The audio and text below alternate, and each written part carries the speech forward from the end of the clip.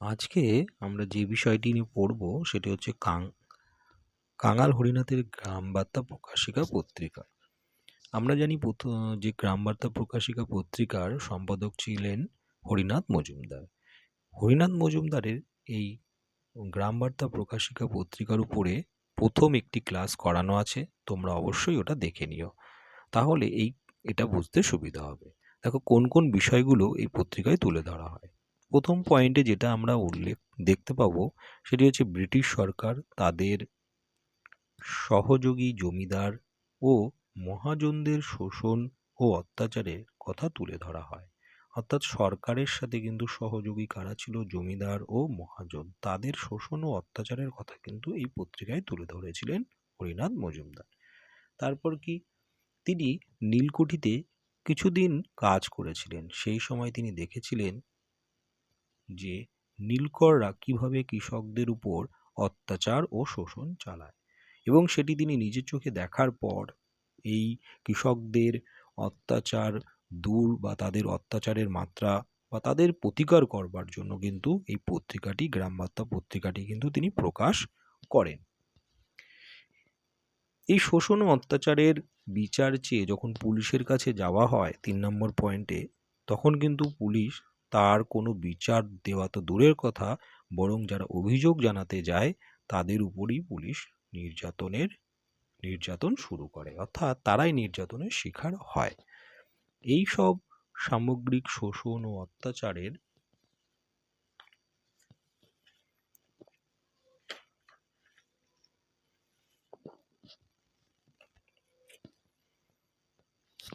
ফলে বাংলার সাধারণ মানুষের জীবন কিরূপ দুর্বিষহ হয়ে উঠেছিল তার চিত্র কিন্তু এই পত্রিকাটিতে নিয়মিতভাবে প্রকাশ হতে থাকে।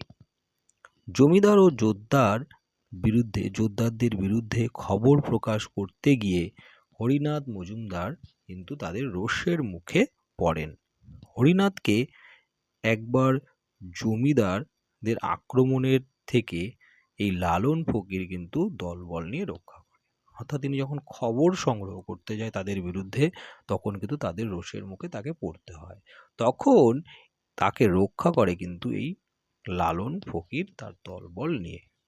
শোষণ ও অত্যাচারের চিত্র তুলে ধরার পাশাপাশি এই পত্রিকায় কিন্তু সাহিত্য, দর্শন, বিজ্ঞান, বিপ্লবীদের শপথ ও বীরত্বগাথা প্রভৃতিও কিন্তু আলোচনা করা হতো। অর্থাৎ শুধু শোষণ ও অত্যাচারের কথা নয়, সাথে পাশে যে সাহিত্য, দর্শন, বিজ্ঞান, বিপ্লবীদের যে শপথ ও বীরত্বগাথা, সব বিষয়গুলো কিন্তু এই পত্রিকায় আলোচনা করা হতো। লালন ফকিরের গান সর্বপ্রথম কিন্তু এই পত্রিকাতেই প্রকাশিত হয়। অর্থাৎ লালন ফকিরের গান প্রথম কোথায় প্রকাশিত হয়? এই গ্রাম বার্তা প্রকাশিকা পত্রিকাতে। শেষ পর্যন্ত অর্থের অভাবে কিন্তু পত্রিকাটি বন্ধ হয়ে যায়। অর্থাৎ অর্থ কিন্তু, একটা পত্রিকা চালাতে গেলে অর্থ কিন্তু গুরুত্বপূর্ণ, কিন্তু সেই অর্থের অভাবেই কিন্তু শেষ পর্যন্ত পত্রিকাটি বন্ধ হয়ে যায়। তাহলে সামগ্রিক বিচারে এই পত্রিকাটিতে দেখা গেল যে একদিকে নীলকরদের অত্যাচারের কথা তুলে ধরা হয়, একদিকে জমিদার মহাজন সরকার তাদের অত্যাচারের কথা তুলে ধরা হয়, এবং পুলিশের কাছে যখন যাওয়া হয় পুলিশ তার প্রতিকার তো দূরে থাক, বরং তাদের উপরেই অত্যাচার করতে থাকে। অর্থাৎ এই সামগ্রিক বিষয়গুলো কিন্তু এই পত্রিকাতে তুলে ধরা হয়। এছাড়াও কি তুলে ধরা হয়? শোষণ অত্যাচারের পাশাপাশি সাহিত্য, দর্শন, বিজ্ঞান এবং বিপ্লবীদের শপথ ও বীরত্বগাথা।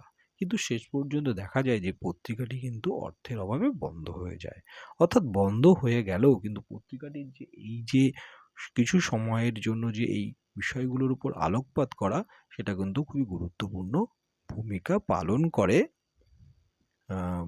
ব্রিটিশ সরকারের যে বাস্তবিক চিত্র সেটি তুলে ধরার ক্ষেত্রে। কেমন লাগলো ক্লাসটি? অবশ্যই কমেন্ট করে জানিও, আর পরবর্তী ক্লাসের জন্য অবশ্যই আমার চ্যানেলটি সাবস্ক্রাইব করে রেখো। সবাইকে শুভ কামনা জানিয়ে আজকের মতো ক্লাস এখানেই শেষ করলাম। সবাই ভালো থেকো, ভালো করে পড়াশোনা করো।